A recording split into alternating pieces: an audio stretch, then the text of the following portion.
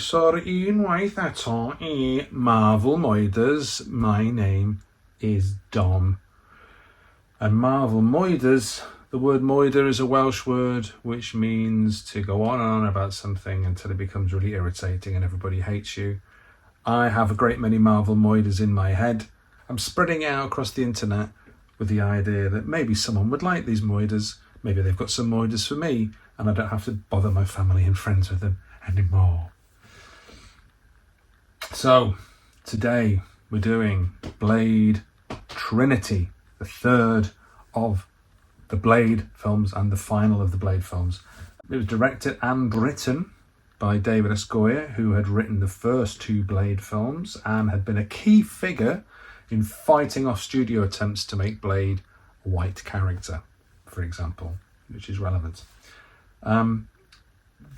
He described the film a few years later as the worst time of his professional life. There was a lot of stuff going on behind the scenes that was very much visible on the screen as well. To be honest, it's a film with a mixed reputation, but I quite like it.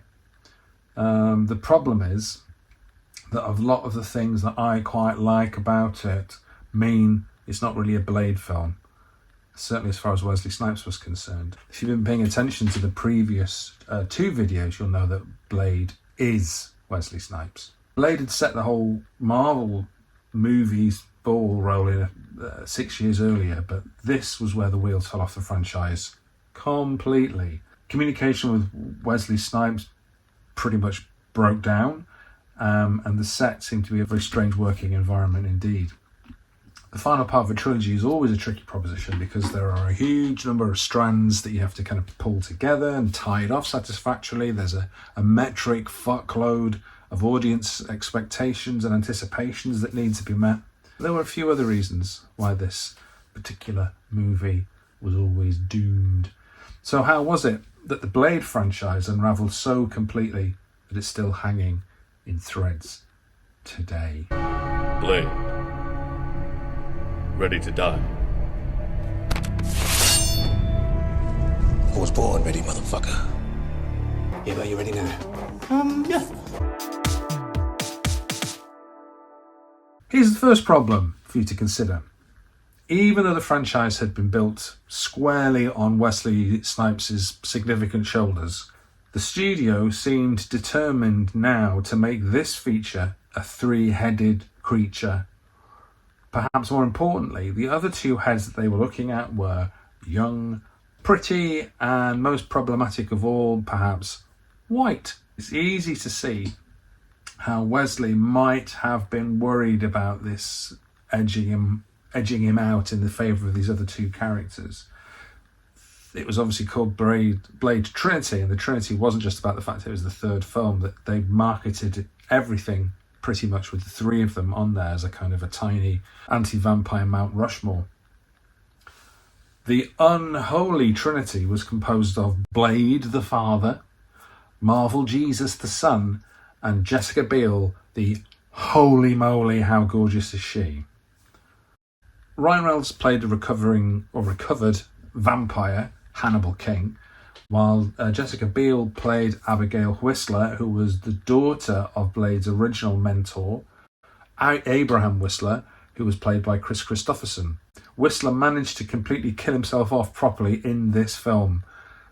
A kind of a Death Star thing that had been almost happened 2 times before, and this time it was completed.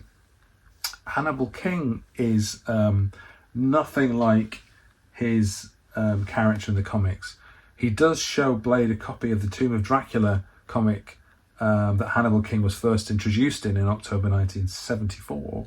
This could have been a contender for meta Easter egg of the cinematic century, except for the fact that the copy that King handed over to Blade was not issue number 25 in 1974 that Hannibal King appeared in, but issue 55 from 1977. So there's a bit of a drop ball there, a bit of a fumble.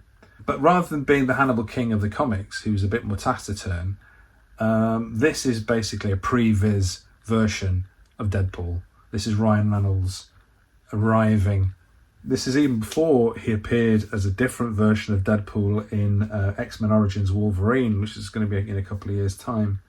It was the arrival of Ryan Reynolds. It wasn't Hannibal King. It was not even a skin of Hannibal King on him. Instead, it was this very buff, not at all not pleasing on the eye torso that Ryan brought to the game. Abigail Whistler was also just created for the film, even though the Night Stalkers, this anti-vampire gang, was actually a comic title in Marvel. wasn't just characters, but Abigail was not real, and Beale was unreally hot playing the role. Are you picking up a theme here that I thought that the two other leads were quite attractive in their own ways?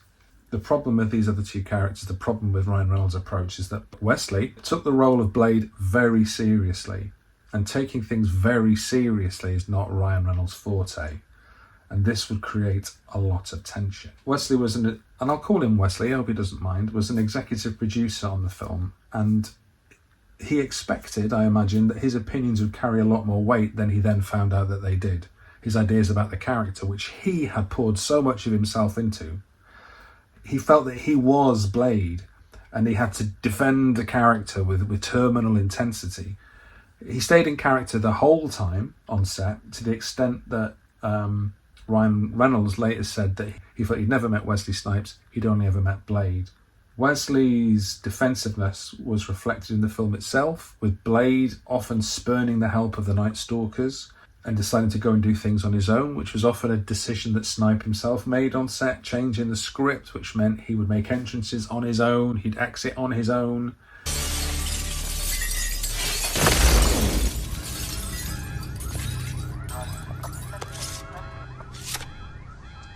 Forgot my sword. To be fair to Blade, Hannibal and Abigail were badly underwritten. I mean, Hannibal was little more than an off-colour gag machine, which is not necessarily a bad thing, and was one of the things I enjoyed about the film, but not always great for dramatic development. First off, that's just rude. Abigail's main character point seemed to be that She likes to listen to MP3s when she hunts. It's like her own eternal soundtrack, you know? which is possibly the most painful bit of exposition in the whole film, especially as it wasn't really necessary, as we could see her downloading playlists and continually putting earphones in whenever she was going hunting. You don't have to you don't have to say that. She's showing us. Show not tell, writer dudes. Your audience is already thirsting for clues about what's going on the screen. You do not need to pull any neon signage out onto the stage and say, look at this. The three main characters were resulting in a lot of tension, but there were more problems with the wider dramatis personae. Neither Blade nor Wesley seemed impressed by the rest of the Night Stalkers. Sounds like rejects from a Saturday morning cartoon. The main theme of his appraisal is, What, you amateurs are supposed to be helping me? You're kids. Joe, you think this is a joke? You think this is a fucking sitcom? Rookies. there are a lot of comic actors in this group. Ryan Reynolds is only the most obvious example, and it's obvious that the tension on the screen matched what was going on off screen. Natasha Lyonne is in this. She plays Summerfield, the science geek in this version, in this round. As her hair has been straightened, her personality has been straightened along with it. She's too low-key.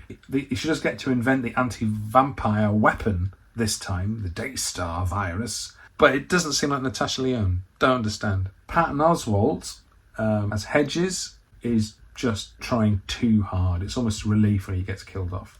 The kid, Zoe, is more of just physical bait than a character. And Dex, the driver, who's played by this Vancouver local Ron Selmore, who apparently everyone liked, judging by the director's commentary, he's barely on screen at all. And consider us your reinforcements. Dracula is also lacking a bit of movie star pizzazz. First of all, they insist on calling him Drake. I don't know what they're doing there, whether there's a copyright issue or something. Calling him Drake is doing him no favours. Dominic Purcell was a tough sell. as Dracula. He nails the arrogance and the physical menace, but he lacks some of that aristocratic theatrical flair, lacks a bit of showmanship. His open shirt and his necklace combo kind of scream big lad out in the market town on a Saturday night. His more demonic form is so red and shiny that it looks more like a cosplay version of a Tekken big bad than it should. And he has Reaper-style mandibles too, to kind of show how low grade his version of Dracula is. He's chased in a foot race through the city, jumping through things. Very strong and very impressive, but, you know, Dracula would turn into mist or hypnotise somebody or turn into a bunch of rats or a bat or fly away. There'd be some enormously powerful and intimidatingly impossible way he would get out of this. Running away, that's the shoplifter. That's not Dracula, king of vampires. All a bit underwhelming. The vampire crew representing the House of Talos that go all the way to Syria, not Iraq, because that was politically impossible, all the way to Syria to awaken Drake. They do have some bona fide movie star acting going on in the form of Parker Posey. She hams it up magnificently with her oversized teeth. She matches Ryan Reynolds kind of expertly in the interrogation scene as well, which is probably the best section of the film. The kind of back and forth between them is great. And how about everyone here not saying the word dick anymore? It provokes my envy. She's Danica Talos, whatever. And she thoroughly upstages both her twin brother Asher, whose face I recognise, but I haven't looked up who he was, the actor was, before I did this. That was a mistake. And the wrestler Triple H, who plays the kind of bodyguard Jarko Grimwood. She completely puts them in the shade, even though Triple H gets quite a few lines and stuff. Her spirit animal is this genetically mutated vampire Pomeranian. And yeah, that's all. It's all in there. Everything other character is in that vampire Pomeranian. In this film, where is the threat to society? The first couple of films, it was clear that if Blade didn't succeed in defeating the baddie, big chaos, big problems for everyone. In this film, it just seems a bit too personal. It's all about Blade. Maybe it's him that's considered the threat to society this time, and this has an uncomfortable parallel with maybe how he was being treated by the studio at the time as well. He's wanted by police for killing a familiar, a human being on camera, so someone that doesn't just evaporate into dust and leave no evidence. It's like a strange reversal of the Rodney King scenario in that this black man is killing someone and is being filmed from a distance, you know, on a video camera. People didn't really have smartphones to record these kind of things like they do today, you know, with the Black Lives Matter movement and what have you. Wouldn't have had the same ammunition if it was just waiting for someone to happen to be videoing something. And it's a vampire House of Talos setup anyway. Damn that Talos house. To underline the whole how class is treated a bit differently in this film, at the beginning of the film there's a talk show between the host and what turned out to be two familiars talking about whether vampires are real or not. Not surprisingly, the two familiars are saying push on and push hush. There's no such thing. There's a published psychiatrist who plugs his book, like all good pop scientists do, and the chief of police. You should focus in on characters like this Blade criminal. And this shows how the familiars in this film aren't just beat cops or scruffy guys like Scud in Blade 2. The professional class are after Blade 2. In a more widely sense, the humans are still fodder, and the blood bank finally makes its appearance on screen, which is great. And I love counterintuitively how it looks like a big vacuum-packed collection of box fresh action figures. Blade shuts down the blood bank. That's great. But at the same time, surely there's going to be other blood banks all around the rest of the world. And this speaks to the rather unsatisfactory ending that I'll talk about at the end, and what will be a much more satisfactory ending. We're back in the system again, we had the kind of a city break into vampiric lore and body horror, a city break in Prague in Blade 2, but now we're back to it being systemic exploitation of the masses. It's about the rich and the powerful having everything their way, consuming everything. The aesthetic from Blade is back. We've got metallic, sleek, sleek lines again. Everything's blue and cold and metallic. That goth maximalism of Guillermo del Toro in Blade 2 is gone. This time, though, there doesn't seem to be much of a plan for taking over the world. As I said, all of the focus is on destroying Blade. The system is out to get Blade. Which again, maybe is speaking to Wesley's situation. There is a stab at consumerism in the film more generally. When Drake finds a shop that specialises in Dracula and vampire kitsch, and kills the shop workers. The official inclusion of Count Chocula breakfast cereal is probably one of my favourite product placements in the films. It just seems so unlikely. Count Chocula, put the breakfast cereal in there. I'm sure the kids watching Blade Trilogy will love it. My feelings about the enormous Dracula dildos are a little bit more complicated, but capitalism is a complicated thing. Like a weed. I like how the Night Stalkers HQ seems like a .com era business. It's like a lair with basketball hoops and there's probably pinball machines as well. But the security is absolutely shit, so they get the basics they're not really focused on, but they like to have a game of basketball. Drake kills or kidnaps all of the Nightcrawlers in what must be about 10 minutes. Just like the .com bubble exploded and all these businesses disappeared and had to sell off their beanbags, this HQ is not fit for purpose. Drake's doppelganger-like stalking of all the people he's about to kill, though, in Whistler's form, silently watching them going about their business, it was great. It reminds me of some real classic kind of horror stuff, and maybe the scariest thing in the whole trilogy. So, hats off to that.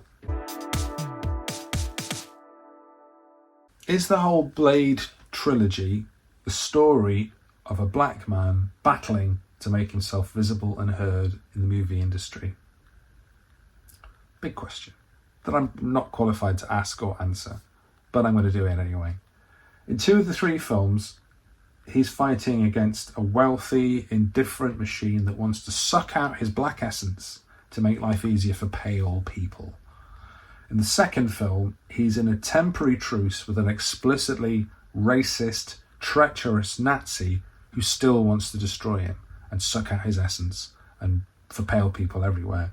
In the third film, the vampires are just out to get Blade, and in terms of the essence, they're going back to the white European source of the myth. They just want to cut Blade out altogether.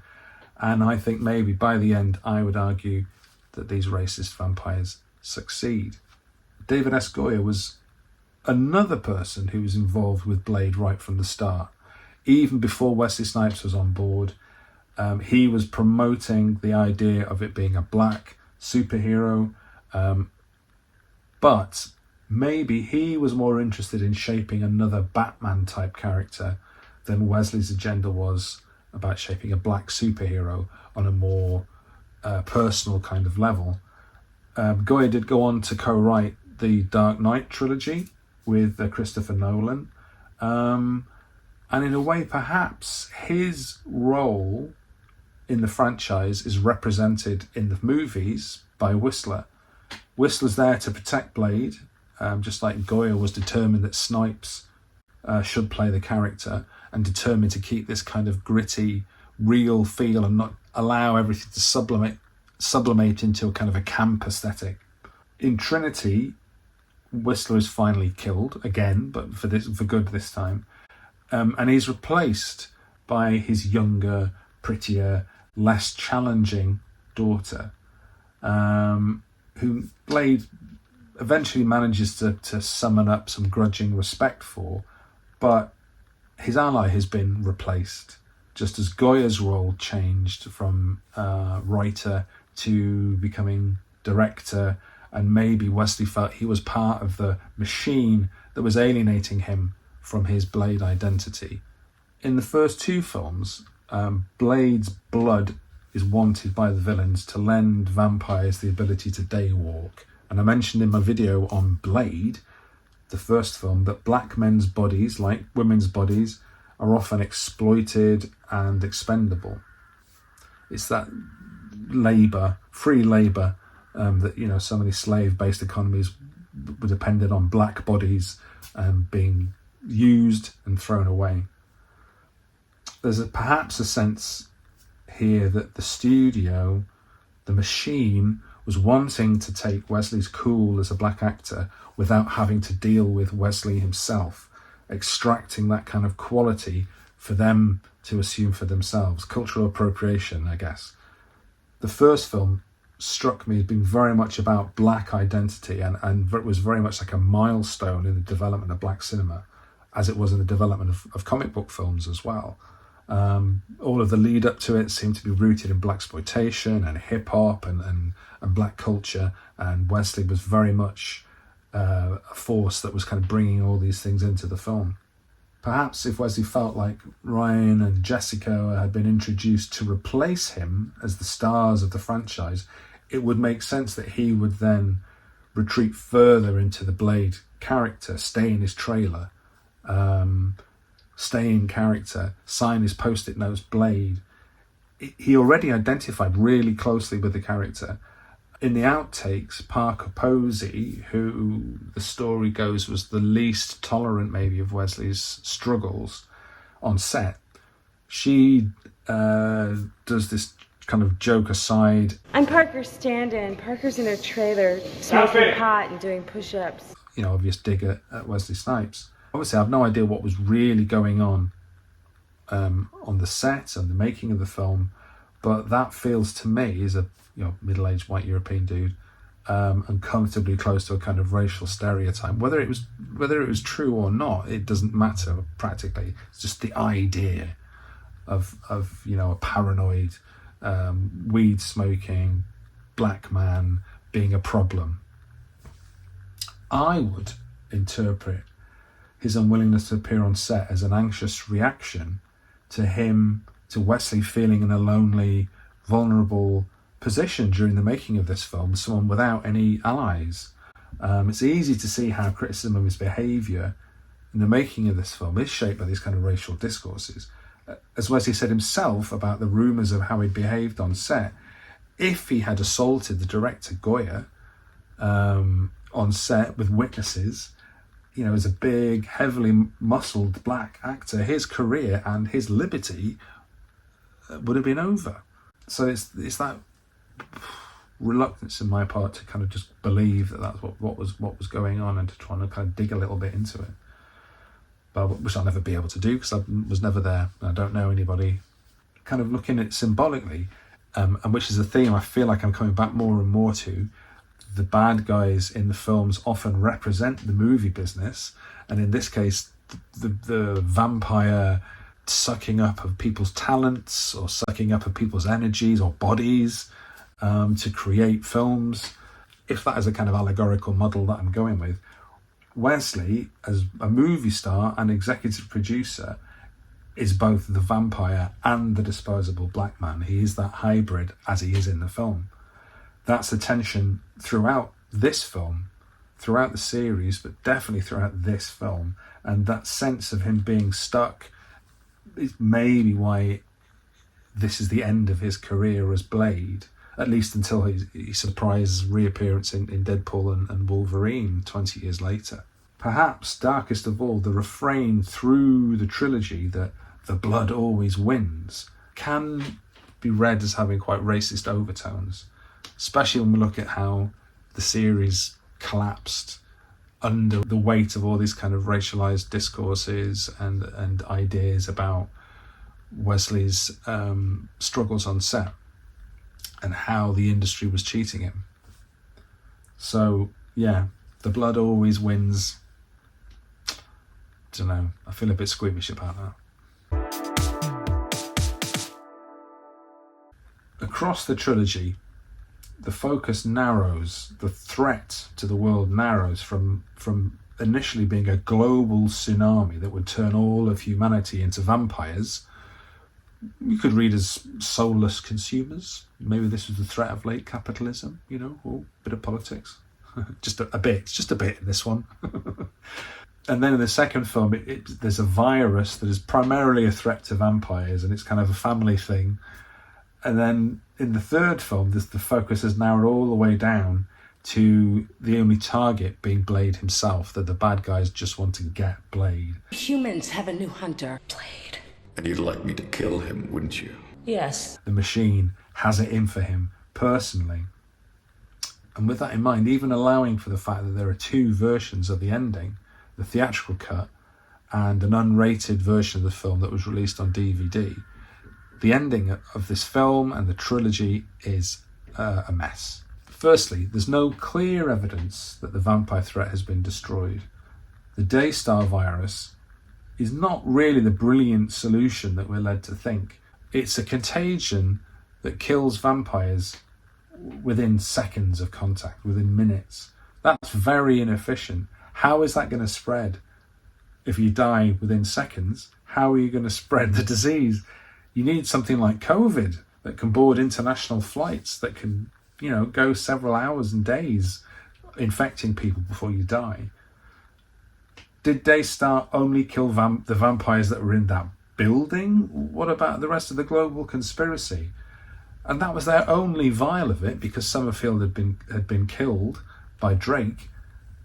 Would it have been a good idea to try and just use some of it and use what was remaining to try and replicate it and make some more of the virus? So yeah, the vampire threat is still going. In the first cut, there's a weird kink of a replacement theory, which has Drake decide, for some reason, to help Blade escape by assuming his form. He talks about kind of honour of battle, but he was dangling a baby off a ledge a little while ago. It's not about honour, is it? I don't see any narrative reason for why he'd be doing this, but perhaps it's Goyer inserted that ending because he was so frustrated by Wesley's uncooperative stance, which the most famous example of is around this ending, which I'll talk about in a sec.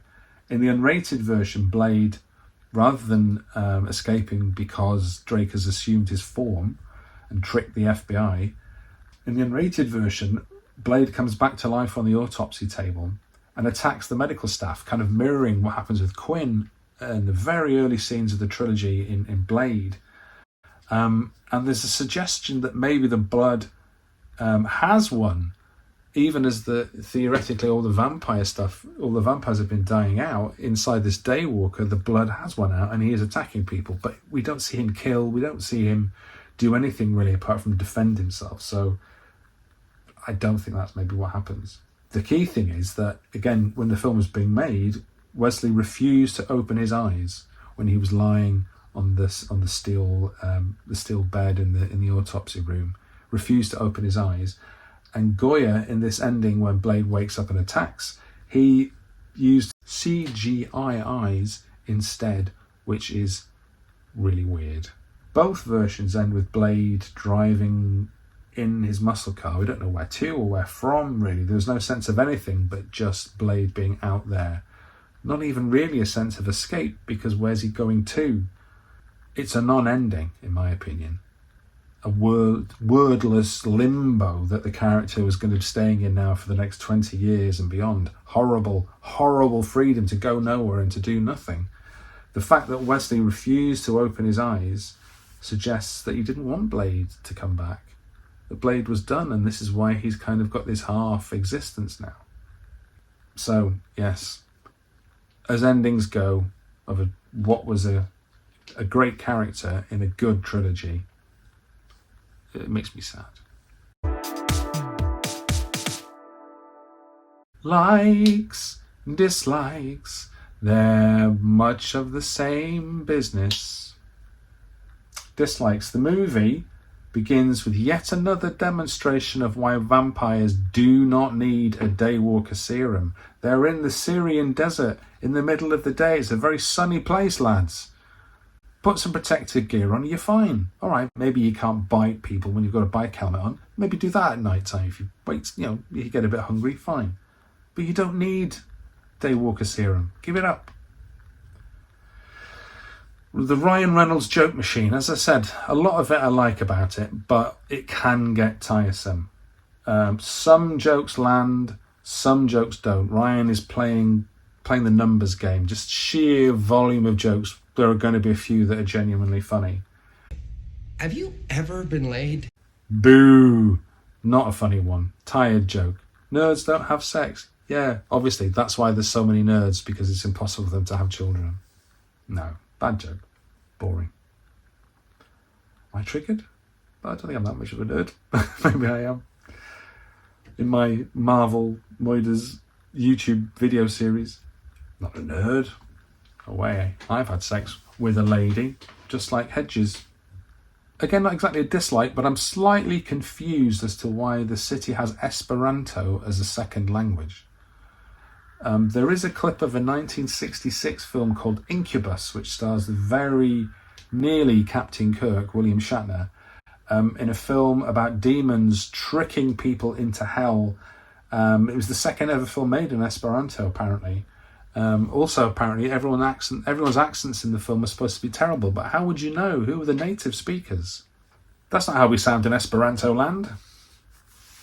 It's a shame. I dislike that we didn't get the werewolf in the casino ending that would have set up the Nightcrawlers movie. Again, it's available on the kind of the outtakes and stuff. It involves some really cool Stan Winston-like practical effects, very werewolf in Las Vegas feels. That would have been great. I'm not bothered about the Nightcrawlers sequel, but that would have been really good. I'm really disappointed by the RZA track at the end. It's based on Venus and Furs. It should be good, but it just sounds a bit lumpen. It's weird that the music supervisor's name is George Draculis. I wonder if he's any relation, whether he was sabotaging it from within. And no Stan Lee cameo again.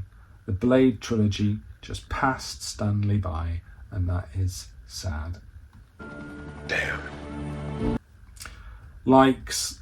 Jessica is not the only hottie, I'm sorry I said that word, in the movie. We also have Vancouver actress Erica Sarah probably, as the part is called Goth Vixen Wannabe. She's really, really sexy. But, it's you have to have these things in vampire films. It's not a vampire film without blood trickling down a shapely collarbone. There's a nice flicker of the nerdy humour that flickers in each film very briefly when Blade catches this baby that Drake has just thrown off the balcony and says, "Gucci go." That was a real baby that Drake was holding, by the way. There's, again, outtakes of the baby just crying and Don Purcell not really knowing what to do about it. Ryan apparently used to eat in the floating McDonald's in Vancouver that had been abandoned for 10-15 years, which was where the Night Stalker's base was filmed. Also on a Ryan note, and talking about some jokes landing and some not, the "Hello, I'm fuck you" badge was an extremely brilliant way to enter a film franchise. But biggest like of all, Jessica Biel and those highly defined shoulders. So, what do you think? Am I straying way out of my lane with my race-based analysis of what is going on in the film? Very likely that I am, but I just couldn't stop myself. I genuinely think it's not a terrible film, but it was a really sad ending for the franchise and kind of for the character. Was it that Blade was too serious to live? Did we witness the birth of a terrible new scatological, unserious movie phenomenon instead, in its place? Who knows? You know, maybe. I'm not sure I do. But like, subscribe, tell me what you think, do something, because I can't keep just enjoying this on my own forever. Or maybe I can. Next up, Elektra. the follow-up to 2003's Daredevil that didn't have any Daredevil in it. Maybe that was a good thing, maybe not. Maybe Jessica Biel would have been a better ass-kicking assassin than Jennifer Garner was. I would say that maybe there's nobody quite crazy enough to pull off the character of Elektra. There's a lot of nut stuff going on with Elektra. Who knows? Let's find out together. Okay? I'll see you back here, probably next week. But until then, I'll catch all of yous, however few you may be, further downstream.